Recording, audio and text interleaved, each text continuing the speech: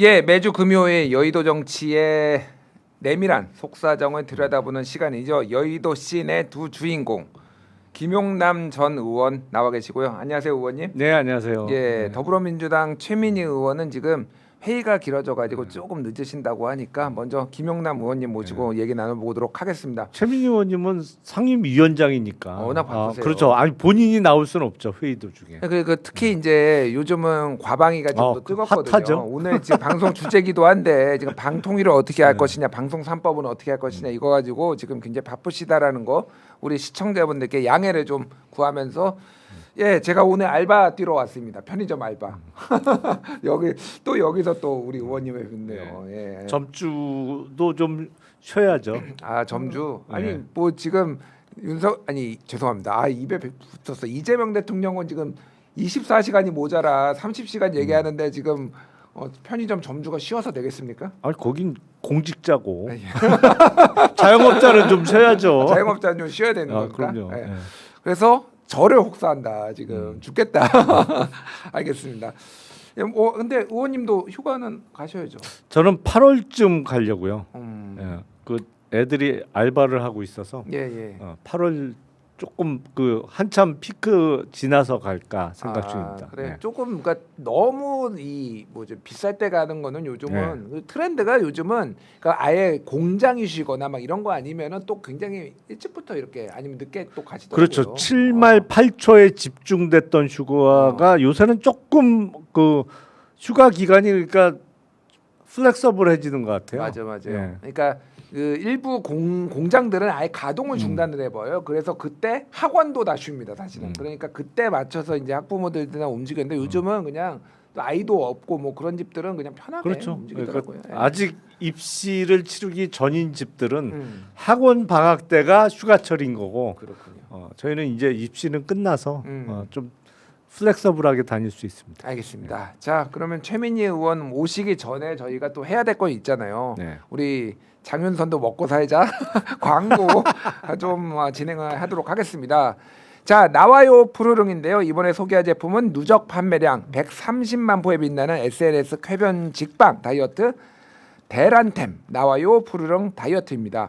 푸르릉은 연세대학교 연세생활건강 전문 연구진들의 독자적인 배합 기술로 442일간의 연구 개발을 통해 만들어진 제품입니다. 그만큼 효과 검증됐다고 할 수 있고요. 나이 먹으면 제일 고민되는 게 아랫배 나오는 거죠. 바로 이거 나와요 푸르릉 다이어트면 흔적도 없이 싹 사라집니다. 꽉 막힌 아랫배 순식간에 반응이 옵니다. 하루 배변 활동 어려운 분들 많으시죠. 특히 스트레스 많은 우리 직장인들 하루 2포만 먹으면 매일 쾌변으로 장 시원하게 비울 수 있습니다. 편하게 마시는 타입으로 높은 흡수율까지 생겼는데요.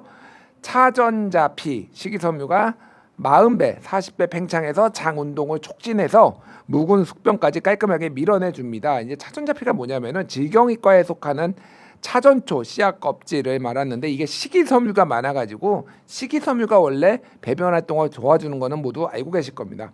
자, 오직 장윤선의 취재 편의점 링크에서만 1+1+1 트리플 원 구성되었습니다. 59% 할인된 특가로 한정판 전용 보트를 사은품으로 증정하는 이벤트 진행하고 있으니 고민하지 마시고 바로 여기서 지금 당장 right now 구매하시면 됩니다. 나와요 푸르릉 다이어트는 주문 폭주로 인해 품절이 종종 있습니다. 재고 소진 전에 빠르게 주문하시는 것을 추천드리고요. 구매 방법은 유튜브 더보기란에 이벤트가가 적용된 링크를 통해 구매하시면 됩니다. 연세 생활건강 나와요 푸르릉 다이어트 장비움 평생습관 건강 챙기시기 바랍니다. 연세생활건강은 연세대학교 비영리 수입 사업체로 판매 수익금 전액 장학 사업으로 교육 재원으로 사용된다는 점 말씀드리겠습니다. 예, 이거 계속 여기 편의점에서 계속 이거 광고하고 있잖아요. 네. 좀 드셔보셨습니까 이거? 아니 그 푸르릉은 못 먹어봤고 흑염소는 많이 먹었죠. 아, 그렇군요. 네. 예, 저는 이거 저도 아직 못 먹어봤는데 제가 요즘 배탈이 났어요. 그래요? 그러니까 뭐라고 해야 되나 설사를 좀 자주 하고 있는데 물론 이거는 이제 식이섬유이기 때문에 그런데 한번 좀 먹어볼까 좀 저도 생각 중입니다. 아, 이게 장탈 나신 분들 아니면은 배변이 안 좋으신 분들은 한번 드셔보는 게 좋을 것 같고 또 장업 사업으로 진행된다고 하니까 취지가 좋은 것 같아요. 자, 지금 드시고 계시는 흑염소 진액 해보도록 하겠습니다. 몸이 끈적하게 달라붙는 날씨, 땀은 줄줄 나는데 입맛은 뚝, 몸도 축 늘어지죠. 이럴 때일수록 떨어진 기력 제대로 챙겨야 할 타이밍인데요. 100% 국내산 토종 흑염소 진액으로 진하게 간편하게 하루 한 팩 체력 충전하십시오. 재구매율로 입증하는 국내산 토종 흑염소 진액이 맛과 영양소 모두 업그레이드되어 돌아왔습니다. 국산 토종 흑염소 100%에 특허받은 발효 녹용, 마가목, 황칠, 꾸지뽕, 천마, 흑마늘 등 흑염소의 진한 효능을 끌어올리는 5가지 특급 보양 원료로 추가하여 기력 회복을 더 강하게, 더 깊게 설계했습니다. 흑염소즉은 비리다. 이젠 옛말입니다. 맛개성 공정 특허 기술력을 통해 깔끔한 맛과 목넘김으로 즐기실 수 있습니다. 구매자분이 올려주신 최신 구매 리뷰 하나 소개시켜드릴 텐데요. 와, 너무 좋아서 10개월 이상 계속 주문해 먹고 있어요. 앞으로도 재구매 예정입니다. 이런 리뷰 있고요. 또 다른 리뷰. 여름이면 기력 떨어지는 부모님께 선물로 드렸습니다. 냄새 안 난다고 무척 좋아하시네요. 라고 또 리뷰 달아주셨습니다. 취재 편의점 구독자 전용 이벤트로 2+1 구성 주문 시 일주일 7포 7개 포 체험분까지 추가로 증정 중이니 바로 지금 업그레이드된 국내산 토종 흑염소 진액을 찾아주십시오. 배송 메시지에 취재 편의점을 적어주셔야 모든 사은품 증정이 가능하다는 점 잊지 마십시오. 토종 흑염소 이거는 좀 종종 드시잖아요. 네. 이거 비리 아니 전혀 안 비려요. 안 비려요. 네. 흑염소 사실 이제 약간 보양식 아니면 기력을 낼 때 옛날에 많이 어렸을 때 저도 좀 먹고 그랬는데 한약재에서 한약방에서 최근에 예. 그 민주당의 건노갑 고문 계시잖아요. 건너가 고문 연세 네. 이제 90이 다 되셨는데 90이 다 생겨 95세예요. 95세예요. 95세. 근데 건노갑 고문이 이제 골프에서 이글을 했는데 이 양반이 그 인터뷰에서 매일 흑염소 먹는다 이래갖고 그래요? 와, 뭐 흑염소만으로 그렇게 건강하고 장수하시는 건 아니겠지만 아니 그러니까 매일 흑염소를 먹으면서 하루에 1시간씩 자전거를 타고 1시간은 나머지는 근력 운동 아령 200개 뭐 이렇게 와. 인터뷰 내용이 그렇게 나왔어요. 그러니까요. 네. 그러니까 이게 정말로 나이가 들수록 근력도 중요하고요. 네. 또 유산소 운동도 적절히 해줘야 된다. 그런데 그것만으로는 또 부족하면은 이렇게 적절하게 영양 섭취를 해주는 것도 굉장히 중요한 거 아닌 건데 깜짝 놀랐네요. 어떻게 95세에 이 글이죠? 아니 그 저는 같이 해본 적은 없는데 드라이버를 저보다 멀리 치시는 것 같던데 그러니까. 얘기 들어보니까. 와, 그러니까 이 글이라는 거는 네. 요행으로 되는 거나 그러니까 요행도 어느 정도 따라줘야 되지만 실력이 어느 정도 그러니까. 비거리가 받쳐줘야 네. 되는 거잖아요. 이게 완전 짧으면은 그렇죠. 아무래도 이글 안 나오잖아요. 네, 안 되죠, 그건. 대단하다. 어쨌든 흑염소로 건강 챙기시기 바라고요. 마지막입니다. 자, 샘표 흑초 100년 동안 요거 할 텐데 힘드시겠지만은 우리 또 연대의 마음으로 장윤선 취재 편의점도 먹고 살아야 되니까 조금만 기다려 주시기 바랍니다. 자, 흑초. 흑초는 생현미를 발효한 식초에만 붙여지는 이름이에요. 그래서 일본 후생성의 엄격한 규격 맞춰서 생산되어야만 이 이름을 쓸 수가 있습니다. 흑초는 일반 현미 식초와는 다릅니다. 식초의 왕이라고 불리는데요.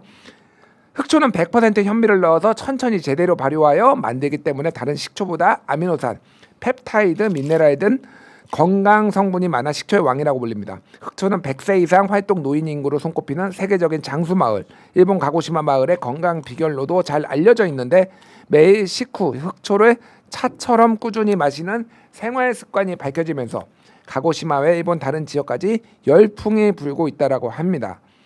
샘표 고 박승복 회장님이 일본 출장 중에 지인의 권유로 흑초를 처음 마셔보고 몸이 가벼워지는 걸 체감하고 그 다음에 샘표에 야 이거 한번 만들어봐 라고 해가지고 흑초 개발 지시해가지고 탄생하게 된 건강 특별 음료다 이렇게 보시면 될 것 같습니다. 자, 100년 동안 샘표 흑초가 특별한 이유는 바로 샘표 흑초는 장수마을 가고시마의 방식을 그대로 지키면서 건강 성분을 더 높이기 위해 샘표만의 특허받은 제조법으로 만들었다는 점 이거 다시 한번 강조드리고요. 샘표 흑초의 종류는 순발효 흑초 원액, 5년 항아리 숙성 흑초, 저당 과일 흑초, 자몽 라임, 산모루 복분자가 있습니다. 원액 기존 소주잔 한 잔을 물, 탄산, 음료, 우유, 요거트에 타서 드시면 되고요. 요리 시에도 식초 대신에 흑초 사용하시면 그렇게 좋다고 합니다. 100세 시대 골골백세로 사느냐 생생백세로 사느냐 지금 당신의 결정에 달려 있습니다.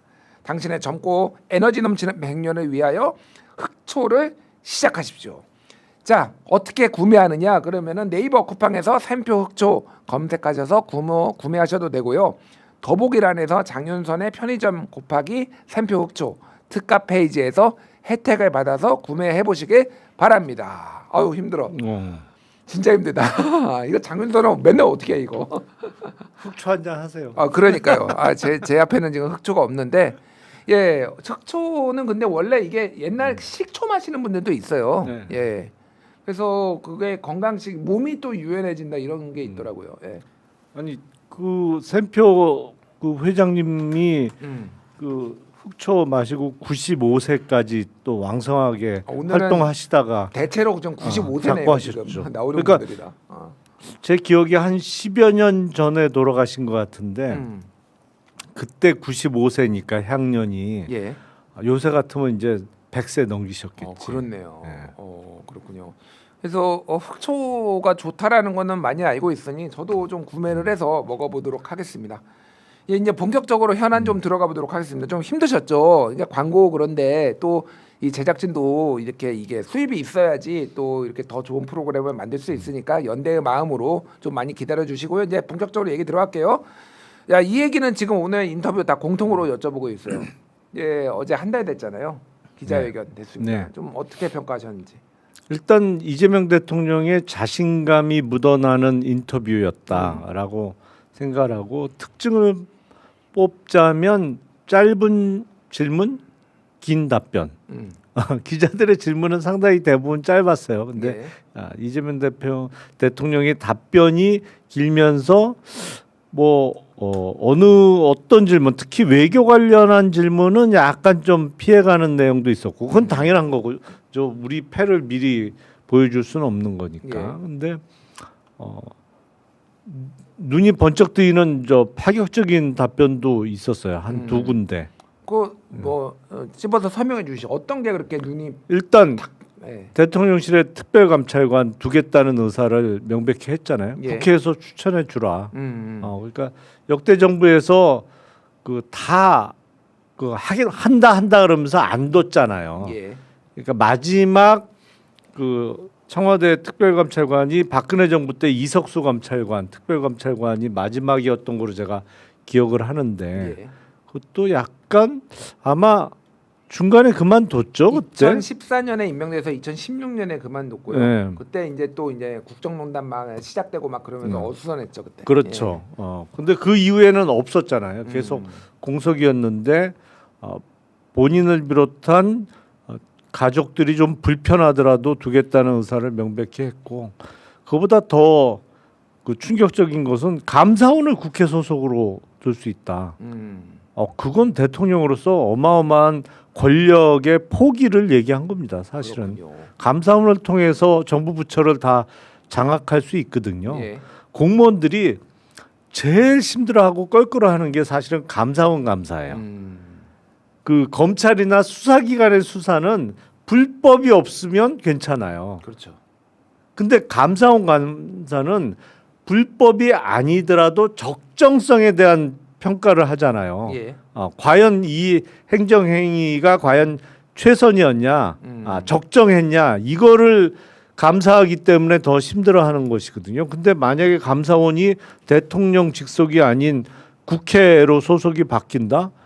어마어마한 권력을 넘겨주는 거죠, 사실은. 그렇죠. 이게 이제 윤석열 대통령, 윤석열 정부 시절에 민주당에서 또 많이 주장을 했던 거거든요. 왜냐하면 감사원이 대통령하고 또 독립되게 운영이 돼야 되지만 현실적으로는 그 감사원장이 처음에 국회 나와가지고 대통령의 뜻을 받들겠다 뭐 이런 얘기를 답변을 하고 진짜 허탈하게 했죠. 예. 그래서 외견만이라도 좀 우리는 독립적으로 하겠다 이렇게 하는 게 일반적인데 그렇게 나오고 지금 논쟁이 있어서 민주당이 또 주장했던 건데 사람이 사실 권력 잡으면 마음이 바뀔 수도 있잖아요. 그렇죠. 그런데 대통령이 또 직접 그렇게 얘기를 하니 다만 이거는 헌법을 좀 바꿔야 되는 거 아닌가 그런 그렇죠. 얘기들이 있더라고요. 예. 왜냐하면은 대통령 직속 기구로 이미 헌법에 지금 헌법에 규정돼 규정돼 있죠. 있기 때문에 뭐 내년에 이제 개헌이 있을지 뭐 대통령이 또 약속을 했으니까 개헌 국면이 있을 텐데 어떻게 될지 봐야 될 것 같고 어제 이제 그 기자회견 이후에 뭐 여야 대표들과 이제 오찬도 하고 꽤 길었다라고 해요. 꽤 길었고 여러 가지 얘기를 했는데 야당과의 협치 방안을 묻는 질문에는 자주 만나고 끊임없이 대화할 생각이다. 다만 이제 뭐 영수회담의 정례화 여부는 고민을 하겠다. 그리고 또 하나는 비밀 유지 얘기를 좀 했더라고요. 이게 사소하게 이거를 대통령하고 나눈 얘기를 떼가지고 이렇게 언론에 뭐 얘기를 하는지 이런 식으로 하면은 좀 이거 곤란하다. 뭐 이런 얘기를 했는데 어떻게 보셨습니까? 정례화는 필요할까 싶어요. 저도 그거는 사안이 있을 때 만나면 되는 거지. 뭐 정기적으로 한 달에 한 번 뭐 이렇게 정해 놓을 필요는 전혀 없을 것 같고 뭐 필요하면 한 달에 2번을 만날 수도 있는 거고 현안이 없으면 조금 뭐 텀을 두고 만나도 되는 것이고요. 예. 그리고 대통령과 나눈 대화에 대해서 그 공개하는 거는 부적절하죠. 사실은 공개할 수 있는 내용이 있는 거고 없는 내용이 있는 거고 특히 대통령의 해외 순방이 있고 나서는 가끔 이제 당 대표들이나 지도부를 초청해서 이렇게 순방 성과나 이런 걸 설명하는 경우가 있는데 특히 외교적으로 민감한 얘기를 해줄 때도 있거든요. 예. 그 이제 그 이해를 구하기 위해서. 근데 그런 걸 바로 언론에 흘린다 내지는 공개한다 그러면 그거는 안 되는 거죠. 오히려 국익을 해할 수가 있기 때문에 그거는 다른 정당 지도부의 양식을 믿어야죠. 그렇군요. 이게 상호 신뢰가 좀 중요한 것 같아요. 지금은 워낙 지금 또 뭐 윤석열 정부 때는 정쟁도 극대화되고 상호 신뢰가 무너졌기 때문에 그런 부분들이 좀 회복을 조금 단계적으로 해야 되지 않나 그런 생각이 드는데 어제 저는 상호 신뢰를 좀 회복할 수 있는 계기가 된 게 상법 개정안 통과. 저는 이게 통과되는 걸 보면서 약간 허탈하기도 했어요. 아니 이렇게 대화 나누고 쉽게 될 거를 거의 한 10년 걸렸거든요. 옛날에 초반에 나왔던 뭐 상법 개정안 내용이 조금씩 다 다르긴 하지만은 어떻게 이제 자본시장 전문가 아니십니까? 어떻게 보셨어요? 허탈하죠. 아니 사실은 그 직전에 통과시켰던 상법 개정안은 딱 2가지 내용을 바꾸는 거였어요. 예. 이사의 충실 의무에 있어서 모든 주주의 이익을 위해서 근무하라는 거하고 전자주총의 의무화 상장회사에.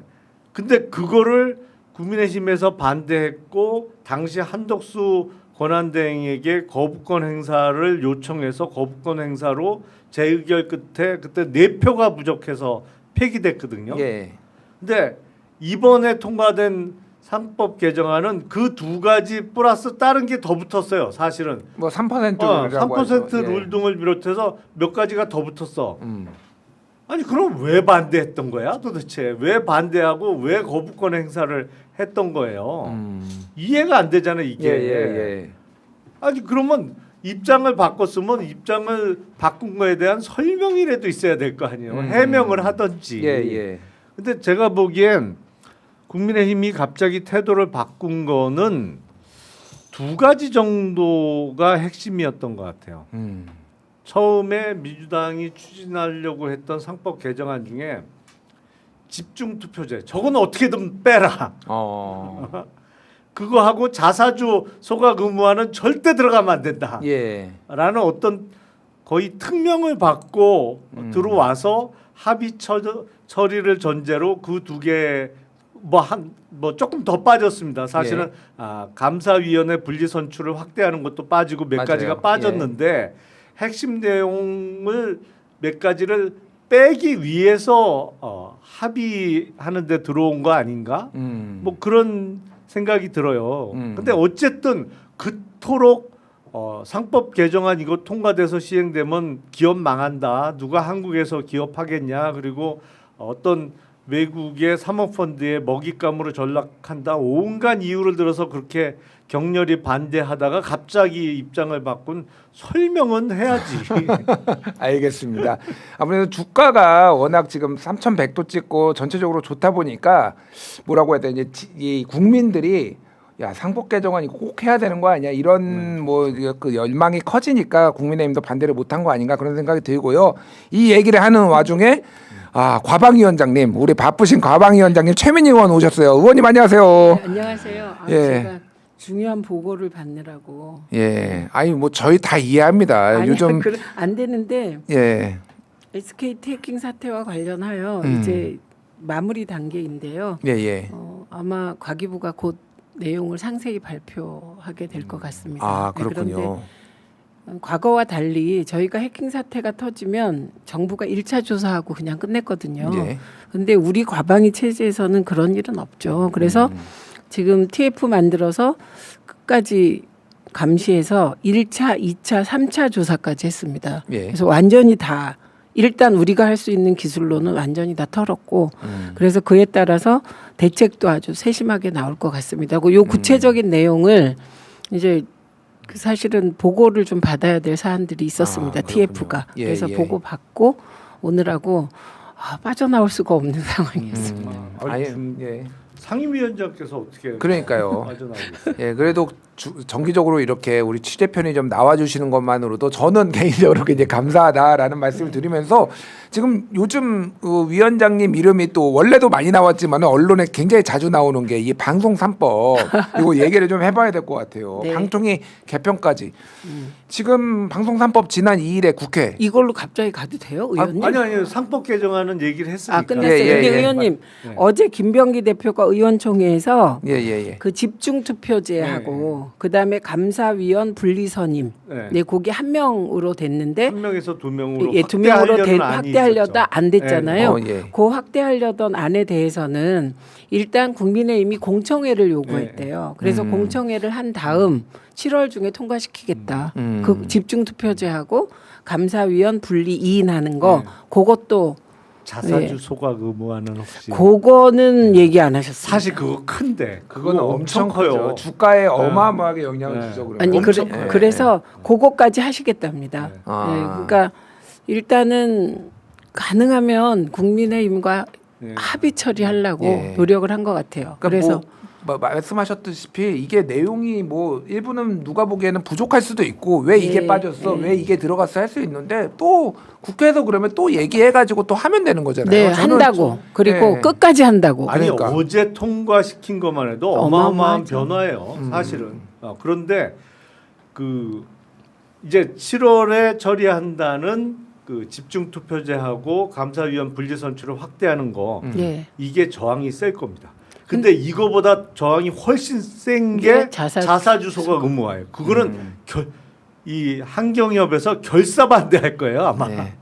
대주주들이 난리가 나겠죠. 예. 그거는. 예. 그래서 기자나 그 주식 투자자 분들이 사실 할 일이 있는데 그렇게 합의했는데도 반대하는 의원이 있었어요. 아 그래요? 네. 오. 네, 전광판이 저는 네. 그냥 초록빛으로 물들 줄 알았는데 그 전광판에 빨간불이 들어오더라고 합의했는데도. 어우. 적어도 일관성은 있네 그 예. 사람들은 그토록 반대하다가. 네, 그래서 그 얘기를 꼭 드리려고. 아니 예. 근데 문제가 뭐냐면 이게 자사주 소각 의무화가 이번에 빠졌잖아요. 예, 예. 그러니까 지금 기업들이 그동안 자사주를 엄청 들고 있었거든. 근데 그 자사주는 사실은 모든 주주의 그 이익으로 산 자사주잖아요. 그렇죠. 예. 네? 이게 사실은 배당을 네. 하든 뭐 모든 주주에게 돌아갈 수 있었던 돈으로 자사주를 소각했는데 그걸 소각 안 하고 그 들고 있던 건데 자사주 매입한 이후에 이걸 교환 사채를 어마어마하게 발행해요. 지금 태광이 지금 그렇게 하고 있죠. 최근에. 예, 예. 아니 태광이고 뭐 예. 재벌 그룹사도 저 3천 몇백억 발행하고 그러니까 진짜 별짓들 다 해요. 그러니까 뭐 말씀하셨지만은 우호적인 세력한테 사채를 주고 나중에 이거 우리 이 주식으로 너 교환할 수 있는 조건을 그렇죠. 줘가지고 자사주 우리 다 이미 털었는데 없는데 이렇게 해서 그쪽에 이제 저장해 두는 꼼수를 지금 네. 쓰려고 하고 있다 이렇게 말씀해 아니 주신 것 미국 같은데. 되게 좋아하지 않아요? 미국에서 지금 이 법안을 우리가 통과시킨다고 갈등하면 웃지 않아요? 그렇죠. 미국은 그게 상식이에요. 다 그렇게 하고 있어요. 그러니까 배당을 주던지 아니면은 자사주를 사가지고 소각해가지고 주가를 올려주던지 둘 중에 하나를 해야 되는 거예요. 그러니까 예. 미국 좋아하니까 이거부터 미국 쫓아가자고요. 아니 그렇게 성적이 흔들면서 이거 미국에서 하는 거 하자는데 왜 이렇게 반대를 해? 이해가 안 가요. 네, 그래서 요 얘기 드릴래요. 알겠습니다. 예, 여기까지 하고 이제 방송 3법 얘기를 해야 돼요. 나 글 쓴 거 다 읽었어. 아 예. 그래서 요 부분 잘 모르는구나. 요거 잘 모르. 이제 의문 나시는 거 물어보면 다 예. 제가 최근에 무슨 말씀이냐면 제가 이제 한겨레에 칼럼 썼는데 방통위 없애버리자 뭐 이런 얘기를 썼거든요. 그래서 뭐 그거와 관련해서 또 의원님이 의견이 있으실 거다 생각이 들고 어쨌든 먼저 방송 3법 얘기부터 좀 지난 2일에 과방위 소위에서 처리가 됐어요. 네. 그럼 이제 어떻게 앞으로 일정이 진행되는 건가요? 저희 의원님? 지금 일정으로는 7월 10일, 7월 7일, 7월 10일 뭐 어쨌든 그 언저리에 과방위 전체 회의가 통과될 것 같습니다. 네, 근데 보통 이제 이 일정을 잡을 때 저희가 야당이었던 시절에 후다닥 하던 게 다 우리가 버릇이 됐어요. 그래서 본회의를 잡고 법사위를 잡고 거기에 따라 소위 갈등 상임위의 법안을 처리하는 거예요. 네, 그러면 그 내용에 대한 갈등이 적을 수 있잖아요. 그러니까 이건 어떻게 얘기하면 갈등이 적다는 말은 토론할 기회를 적게 갖는 거죠. 국힘이 욕할 시간을 덜 주자 뭐 이런 취지도 있었던 거예요. 그래서 그 맞춰서 하는데 제가 어제는 원내 지도부께 말씀드렸어요. 그냥 과방위는 처리를 하고 그리고 그 법사위 숙려 기간이 5일인데 보통 그거를 뭐 긴급 법안 그래갖고 다 생략을 하거든요. 근데 그게 좋은 건 아니잖아요. 어쩔 수 없이 하는 거지. 그래서 우리는 그냥 과방위 전체회의 통과시키겠다. 그리고 법사위 숙려 기간도 좀 주고 뭐 혹시 뭐 시기 조절이 필요하면 거기서 해도 된다. 그런데 7월 국회 내에는 통과하기로 했습니다. 그렇군요. 이건 지금 뭐 대부분 우리 시청자분들이 워낙에 이 시사에 관심이 많으시니까 다 아시겠지만 제가 짧게 설명을 드리면 방송 3법이라는 게 소위 공영방송이라고 불리는 KBS, MBC, EBS의 이사 선임과 관련해서 지금은 이제 KBS는 11명 그리고 MBC는 방문진이 9명 이렇게 뭐 이런 식으로 돼 있는데 이거를 수를 늘리고 그리고 지금은 관행적으로 예를 들면 KBS는 7대 4로 여야가 추천을 했는데 이거를 정치권뿐만이 아니라 이를테면은 뭐 KBS 내부 구성원들도 좀 추천을 하고 시청자위원회도 추천을 하고 뭐 시민사회단체라든지 뭐 방통위를 통해서 민변 뭐 대한변협 이런 식으로 조금 다변화하자라는 게 그 내용이잖아요, 의원님. 예, 그래서 제가 그렇게 쓰셨더라고. 그래서 그게 아니다. 아니에요.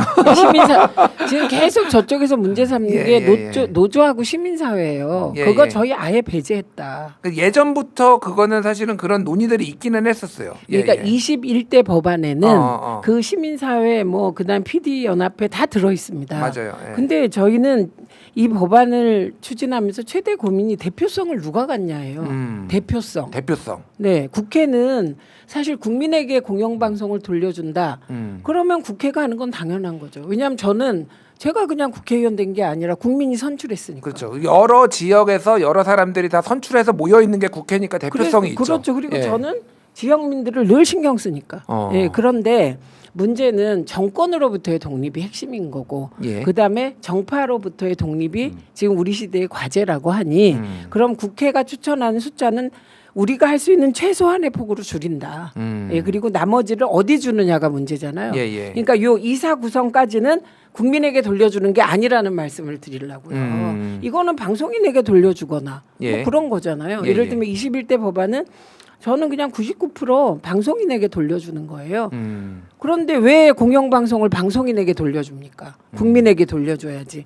그래서 21대와 22대의 인식의 차이가 가장 큰 것은 그때는 공영방송 이사를 다양화한 추천 단위가 문제였다면 저희는 그거는 그냥 징검다리다. 사장추천위원회가 핵심이다. 그래서 KBS의 경우 이제 이사회가 구성되면 100명 이상의 국민이 참여하는 사장추천위원회를 의무적으로 두게 했고요. 그리고 100명 이상이요? 100명 이상이어야 돼요. 그러니까 200명 해도 돼요. 그리고 그 사장추천위원회는 여론조사 표본 추출 방식으로 표본을 추출해서 연령, 그다음에 지역, 그다음에 성별 이런 거 다 맞추어서 100명 이상을 해라. 그리고 반드시 후보자들은 이들 앞에서 자기 계획을 얘기하고 면접하고 그다음에 민주적 방식 사장추천위원회가 토론을 거쳐서 투표해서 결정해라 이렇게 해놨어요. 일종의 국민 면접이네요. 그래서 그러니까. 요게 국민에게 돌려주는 핵심입니다. 사장 추천권을. 그렇군요. 그러니까 이게 정권만 바뀌면은 사실은 공영방송은 일종의 이제 전리품처럼 생각을 해서 특히 윤석열 정부 때는 너무 심했잖아요. 그 이사대다 갈아치우려고 하고 이진석 방통위원장 7월 20 며칠이었죠. 오자마자 바로 KBS하고 MBC 뭐 이사대 하다가 이제 탄핵되고 막 이런 게 있었는데 그런 것들이 좀 줄어드는 건가요? 그럼 이게 통과가 줄어드는 게 아니고 요 사장 추천위원회 결과로 사장이 완전히 컨셉이 다른 분이 된 경우가 MBC 안영준 사장이 사장입니다. 그랬죠. 예. 왜냐하면 100명 이상으로 하고 1인 2표제를 하니까 예를 들면 조직적인 무슨 뭐 조직적으로 뭐 이 사람을 해야 된다는 홍보나 그런 게 안 통한 거예요. 그때 박성재 사장이 재선에 출마를 했었는데 그때 굉장히 100% 된다 그랬죠. 의외의 결과가 나왔다 그런 평가가 있었어요. 그래서 이렇게 그 절차를 밟으면 100명 이상이 토론해서 투표하면 완전히 그 자리에서 결과가 판가름 나. 그러니까 과거에 제가 이제 A를 몰라요. 그런 사람들만 대충 모이는 거죠. 예. 의원님은 좀 어떻게 보세요? 지금 이렇게 진행되고 있는 뭐 공영방송 관련해서 지금 이거는 뭐 야당에서는 또 이게 민주당의 방송장악 음모다 뭐 이런 식으로 좀 많이 주장을 하고 있어요. 어떻게 보세요? 이 지금 아니 저는 뭐 최민희 의원님이 전문가고 저는 그 분야에는 전문성이 좀 떨어져서 말을 아껴야 될 것 같고 기본적으로 글쎄요 저는 이게 방송의 환경이 지금 급속하게 변하고 있잖아요. 그렇죠. 옛날에는 KBS 9시 뉴스에 나오면 그거로 끝이에요, 사실. 그냥 그거로 끝이야. 한 번에 인지도도 올라가고 거기서 어떤 방향으로 보도를 하느냐에 따라서 여론도 사실 움직이고 이랬었는데 그때는 뭐 KBS 9시 뉴스 같은 경우에 시청률이 어마어마하게 높았죠. 30%. 네. 지금은 안 그렇잖아요. 전설의 30%다. 지금은 그런 환경이 아니잖아요. 그러니까 공영방송의 공정성 확보, 객관성 확보를 위해서 제도 개혁은 중요한데 저는 사실은 이 방송 환경도 그 워낙 빨리 바뀌고 있어서 그냥 전문가들이 알아서 하시라. 제가 보기엔 지금은 유튜브가 대세인 것 같고 이게 또 언제 또 바뀔지 모르겠어요.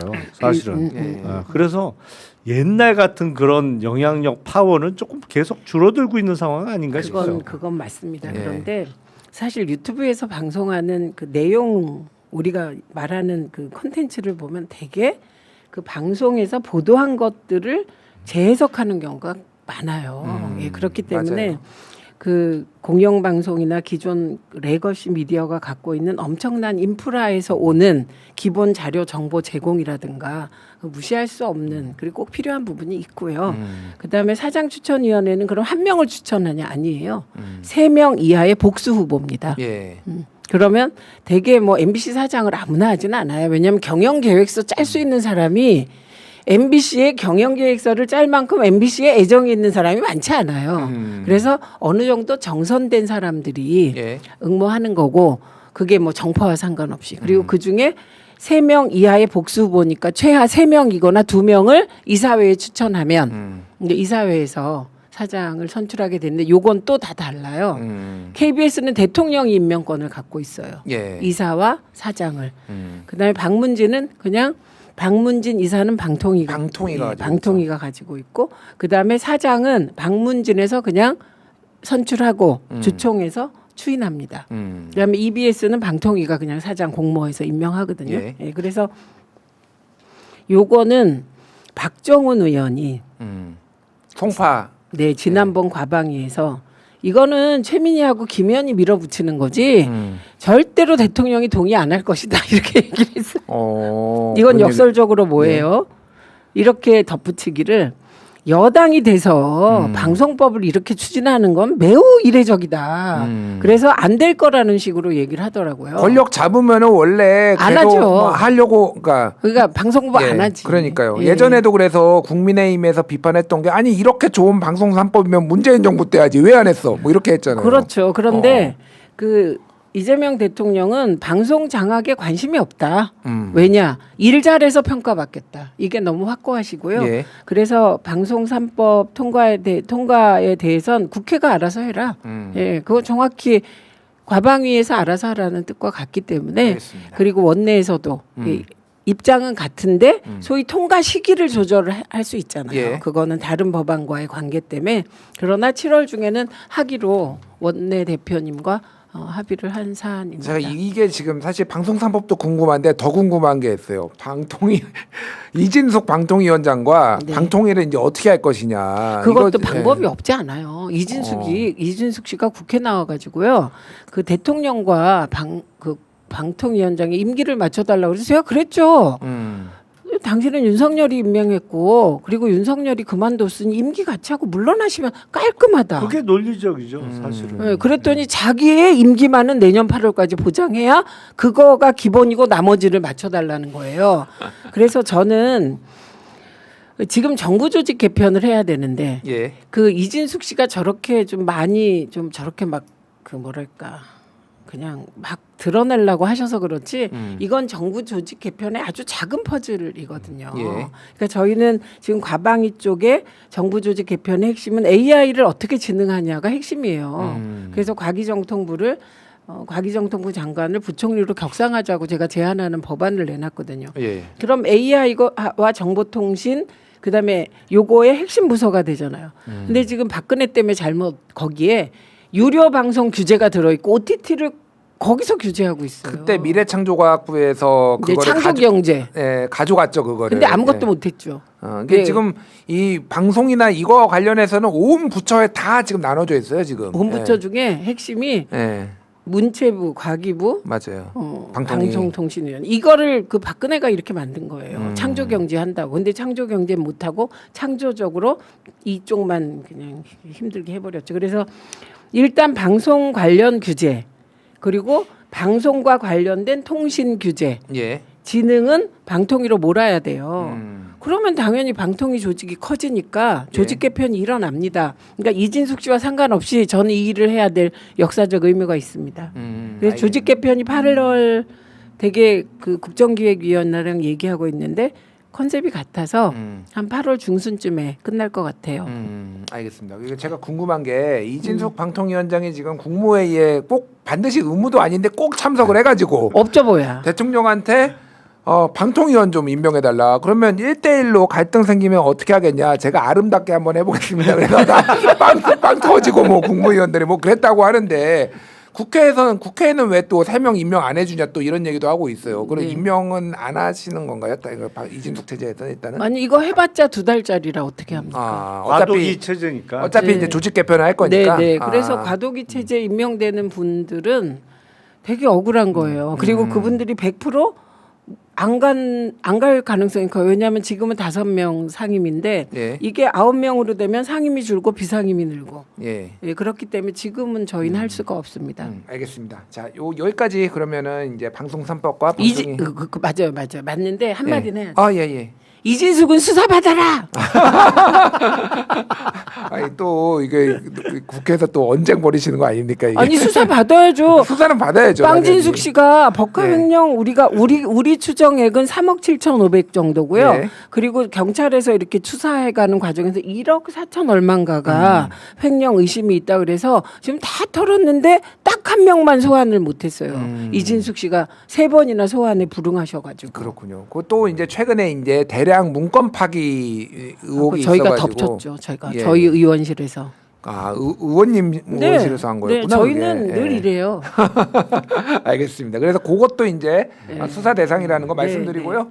특검 수사, 뭐 수사 얘기에 나왔으니까 특검 수사 얘기를 해볼게요. 일단 이상민 행안부 장관 집에 지난 2월이었죠. 경찰이 당시에는 이제 단전 단수와 관련된 언론사 단전 단수 지시한 것과 관련해서 압수수색을 했는데 거액의 현금 따발이 나왔다. 이게 그냥 보통이 아니라 진짜 엄청난 돈이었다라는 거예요. 이게 억 단위예요? 억 단위가 훨씬 아니래요. 많아. 억 단위가 그러니까 아니래요. 들리는 얘기는 지금 예, 떠다 그 들리는 얘기는 훨씬 많아요. 너무 그래서 부럽네. 몇십억에서 뭐 몇백억까지 되는 거 아니냐 뭐 이런 얘기까지 나와요. 저도 이제 확인된 게 아니니까 이게 그냥 작은 그 정도 억 단위가 아니래요. 그러니까 억 단위가 작은 거예요. 아 이게 그러니까 제가 말씀드리는 거 우리가 생각하는 것 상상 무엇을 상상하는 그 이상이다. 그래서 아 이거 어떻게 이거 검사를 하셨잖아요. 이건 근데 당시에는 이게 단전 단수로만 압수수색한 거니까 네, 이거는 보고만 나와서 이게 지금 특검 쪽으로 좀 간 거잖아요. 어떻게 보세요 이거는? 와. 아니 그 물론 압수수색 영장에 그 압수할 물건 그 이 기재가 되죠. 근데 약간 그 뒷부분에는 관련된 거 이렇게 포괄 조항이 있는데 사실은 내란 수사와 관련한 압수수색 영장이라 이게 거액의 현찰 다발이 있을 거라고 생각을 못 하고 그거는 뭐 포함이 안 됐던 거는 충분히 이해할 수가 있어요. 예. 근데 그 정도 금액이 나왔으면 빨리 사후영장을 받아야지. 그때 2월 달에 2월 달에 아. 빨리 확보를 했어야죠 일단. 예. 근데 그러면 범죄 혐의가 있어야 될 거 아니냐 그러는데 아니 압수수색 영장은요 구속영장과는 다릅니다. 구속영장은 그야말로 까다롭게 심리를 해서 발부 여부를 결정하고 그래서 영장 재판까지 하잖아요. 판사 앞에 가서 방어할 수 있는 기회를 충분히 제공하지만 압수수색 영장은 그렇게 까다롭지는 않거든요. 그럼 그때 확보를 해놨어야지 일단은 하고 바로 수사에 들어갔으면 뭐라도 나올 거 아니에요. 근데 지금 이상민 장관은 전혀 그런 일 없었다라고 지금 하고 있잖아요. 주장을 하고 있고. 근데 아니 경찰관들이 안 본 걸 봤다고 얘기한다고? 그 사람들이 왜요? 그럼 그 말이 안 되잖아요. 지금. 돈은 집에서는 다 어디서 빼돌렸을 가능성이 아니, 높겠네요. 있었다고 하더라도 지금은 거기는 없겠지. 야산에 어디 야산 찾으러 다녀야 되나? 완전 어느 영화 같은 일들을 마늘밭에 마늘밭 옛날에 옛날에. 돈 막 무대기로 나오고 아니 그래서 근데 실제로 그게 그 기사 난 적도 한 번 있었죠. 예, 근데 예, 예. 그 정말 진짜 웃기네. 불법적인 큰 돈을 보니까 진짜 묻더라고 보니까. 아 의원님 보셨겠네요. 아니 그 사설경마 한때 그게 엄청 유행이었어요. 예. 사설경마라고 해서 그러니까 우리가 과천에 있는 경마장 가서 이렇게 뭐 막권을 사갖고 하면 뭐 이렇게 중간에 떼는 게 많아 이런저런. 근데 이제 사설경마는 그런 게 떼는 게 좀 적거든요. 그래서 그게 생각보다 그 시장이 어마어마하게 커요. 근데 물론 당연히 불법이죠. 그 도박장 개설이지. 근데 그거를 해외에다가 서버를 두고 하면 돈은 진짜 많이 벌더라고. 당연히 범죄인데. 예. 근데 그렇게 번 돈을 어디 계좌에다가 넣어놓을 수가 없잖아요. 예. 언제 털릴지 모르니까. 진짜 묻더라고 땅 속에다가. 자 오늘부터 우리가 저 갑자기 예. 그럼 의원님한테 이걸 강의를 받고 제가 이제 임기 끝나는 어느 날에는 저도 뭔가 돈을 벌어야 아니 근데 사설 경마 방송하시게요? 그러니까 저는 이제 뭐 돈이 있었다고 경찰들이 하니까 경찰들이 거짓말할 이유는 없고 예. 그럼 이 돈이 도대체 무슨 돈이냐? 그러니까 뇌물을 이렇게 막 수십억 수백억씩 받은 거냐? 아니면 뭐 김건희 돈 아닐까요? 김건희 돈이요? 저는 추론이긴 하지만 추론이죠. 이건 예. 다 추측이에요. 그러니까 저 또 고발하지 마세요. 근데 고발 좀 하지 마. 이상민 장관이 그 돈이 있어야 될 이유가 있나요? 본인이 대권을 갈 것도 아니고 그런 그 뭉터기 돈이 필요한 사람들은 정해져 있어요. 예. 사업을 뭐 하는데 로비 자금이 필요하다거나 그 다음에 내가 정치를 하는데 돈이 필요하다거나 이 대목에서 노웅래 의원은 엄청 억울하겠다. 거기 몇 천만 원 나왔다고 공천도 못 받고 지금 제발 우리한테 그때 몇 천만 원이어서 그렇게 돈이 많아 막 이랬는데 예. 이게 좀 몇십억이면 예. 그래서 그 이유가 있는데 이상민 의원이 뭐 그 국회의원 출마한다고 그런 돈이 필요하지 않거든요. 그건 몇 천만 원이 있다면 있을 거예요. 예. 그런데 이게 김건희 돈인가? 뭐 글쎄요. 근데 딴 이상한 사람도 아니고 그 보관을 그런 공직자한테 시키지는 않을 것 그러니까요. 같은데. 그럼 그 돈 만약에 너무 궁금한데. 그런 일이 있었다고 하더라도 그래서 그거는 그래서 저는 그 경찰관의 진술이 사실이라면 경찰관들이 거짓말할 이유는 없을 것 같은데 하여튼 사실이라는 전제하에 윤석열 정부의 실세라고 소문이 나면 저랬나? 그럼 그냥 그래서 돈을 그렇게 윤핵관을 하려고들 했나? 그 가서 좀 안 된다 소리는 절대 안 하고 무조건 잘하십니다 최고입니다라고 한 게 저 윤핵관으로 소문나면 저런 이득이 있어서 그랬나라는 생각이 들더라고요. 이게 저게 비자금 중에 일부일 수도 있고요. 제가 그러니까요. 보기에. 그리고 예. 계엄 때 돈이 필요하지 않아요? 뭔가. 근데 저는 이번에 본 게 계엄 때 이상한 돈이 필요하다는 생각조차 참 웃기는 거다 이런 생각이 결과적으로는 들지만 되게 계엄을 시작하다 보면 계엄 자금이 필요하다 이렇게 생각이 되지 않아요? 예. 그럼 그 돈이 어디서 나와요? 비자금. 그다음에 옛날 같으면 재벌들 막 해갖고 또 예. 뒤로 빼고 이런 거잖아요. 근데 비자금일 가능성도 있다고 봐요. 알겠습니다. 이거는 뭐 특검에서 수사를 통해서 좀 밝혀져야 되는 게 아닌가 싶고 이거 좀 여쭤볼게요. 윤석열 대통령 한남동 관저에 미등기 유령 건물이 있었다라고 민주당에서 주장을 하니까 경호처에서 아니다라고 얘기를 하다가 결국은 이게 스크린 골프 아니냐라고 하니까 체력 단련장이다 얘기를 했다가 뭐 최근 언론 보도로 KBS에서 도면에 스크린 골프 연습장, 예. 골프 연습장 이렇게 써 있는 거 뭐 이렇게 확인이 됐단 말이에요. 네. 그럼 이 돈은 또 어디서 나온 거냐? 현대건설이 이거를 기부 체납해서 뇌물로 준 거냐? 아니면은 네. 국정원 특활비에서 나온 거냐? 지금 막 논란이 막 커지고 있어요. 네. 의원님 이거 좀 저는 어떻게 보세요? 이거는 윤건영 의원이 처음부터 끝까지 답한 거예요. 맞아요. 예. 그리고 국회에서 그 현대건설 관계자로부터 우리가 공사를 한 거는 사실이다까지 는 얘기를 했어요. 예. 그리고 그 다음에 구체적인 계약 내용은 이게 비밀이라서 비밀 준수 의무 때문에 말할 수 없다 이거든요. 보안 사항이다 뭐 이런 예, 주장을 그렇죠. 하고 있죠. 그런데 예. 저는 이건 그냥 밝혀내기가 쉬울 것 같아요. 지금이라도 행안위 열고 그래서 윤건영 의원이 개별적으로도 보고받을 수 있거든요. 그래서 정권이 바뀌어서 많은 일이 벌어지잖아요. 예. 예, 갑자기 뭐 그 대충 하려던 일을 뭐 열심히 이재명 대통령 스타일에 맞춰서 부처가 다 하고 있거든요. 그러면 이 관계된 예를 들어 운영위도 열고 예. 이렇게 하면 이건 금방 밝혀질 것 같아요. 밝혀져요, 금방. 금방 밝혀진다. 네. 예. 의원님 아니, 어떻게 보세요? 근데 이제 스크린 골프 연습장 아니냐고 물으니까 체력 단련장이다 그랬잖아요. 그 답변이 맞아요.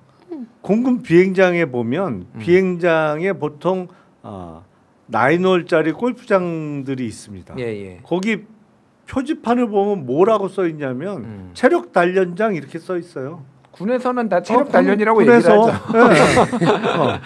그 체력 단련장 맞아요. 예. 그러니까 그 그러니까 뭐 이게 스크린 골프장이었던 사실은 거지. 뭐 대통령이 골프 칠 수 있는 거 아니야. 미국도 보면은 뭐 오바마 대통령도 그렇고 뭐 트럼프 대통령도 그렇고 뭐 골프 휴일에는 골프도 치러 다니고 그러니까 이거를 근데 왜 이렇게 숨기고 예. 불투명하게 오히려 예. 공개적으로 외국 정상하고 골프 치기 위해서 좀 연습도 할 필요 있다. 뭐 이렇게 하고 해야 되는 거 아니냐. 뭐 이런 얘기를 하더라고요. 아니 그런데 이제 문제는 이게 무허가 건물이라면 건축법 위반이죠. 그렇죠. 사실은 어디 됐든 허가는 받아야지. 그리고 이게 무허가로 짓다 보니까 등기도 못 낸 거잖아.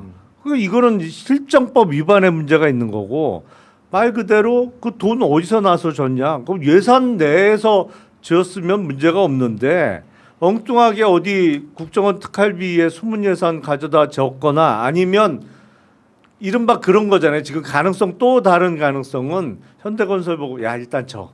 그리고 업자한테 떠넘겨. 야 니들이 알아서 처리해 이거. 뭐 딴 데서 빼먹던지. 이랬으면 문제죠 이게. 그것도 일종의 뇌물 아닌가요? 그러면? 뇌물이죠. 뇌물이죠. 그리고 저는 어떤 가능성도 있다고 보냐면 여전히 21g의 실체가 안 밝혀지고 있잖아요. 예. 김건희 주변에 크고 작은 이건 김건희가 아니라 저는 최은순으로 추측하는데 이런저런 시행업자, 건축업자들이 있을 거 아니에요. 그 현대건설이 그러니까 이건 완전 추측입니다. 현대건설이 돈을 내고 그런 김건희 주변의 업자들, 예, 지인 업자들을 불러서 공사를 하고 돈은 그들이 챙겼을 수도 있는 거예요. 저는 이 가능성이 높다고 봐요. 21g과 관련하여. 예, 예. 예, 그래서 이 부분은 진짜 수사를 해야 될 사안이죠. 이거 다 밝혀지겠죠, 차근차근. 예. 뭐 다 아시겠지만 21g은 이제 이 코바나 콘텐츠 후원업체기도 하고 여기에서 이제 관저공사를 수의계약으로 따냈는데 사실은 종합건설사 면허가 있는 게 아니라 인테리어 면허만 있어가지고 이게 이제 적격성도 문제가 있고 지금 계약 상황이 정확하게 안 밝혀져 있다 뭐 이런 의혹들이 있는 거잖아요. 예, 알겠습니다. 요거 짧게 요거 하나만 여쭤볼게요. 그 대통령이 북한에 이제 무인기 예전에 보냈는데 근데 저는 이게 그러니까 모양이 너무 웃겨요. 그러니까 야 안 걸렸어? 빨리 좀 낮춰봐. 고도 좀 낮춰봐. 그런데 대통령이 발각됐으면 아 잘했어 걸렸어. 뭐 이게 이렇게 됐다라는 거 아니에요? 그렇죠. 지금 걸려야 되니까. 걸려야 되니까 이게 너무 김용현하고 윤석열하고 둘이서 아 걸렸어 잘했네. 진짜 더맨더머가 이 일을 벌이다 보니 저는 김용현뿐만 아니라 다 그런데요. 방송장악도 아까 얘기했지만 민주당은 정권 잡아도 방송장악을 못해요. 왜냐하면 그때는 노조나 활성화돼서 투쟁을 해요. 그래서 원하는 사장을 내려보낸 적이 없어요. 그거 못 해냈다고. 사실 뭐 노무현 정부 때 정현주 뭐 사장도 거기도 안 시키려고 그랬고 처음에 서동구.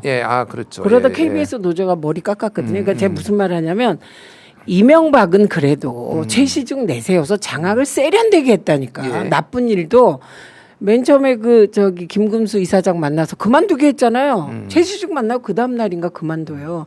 그런데 여기는 이상한 사람들 진짜 자기들은 유능하다고 생각하는데 내려와서 제대로 한 게 없어. 방송 쪽도. 방송 장악에도 무능해. 그러니까.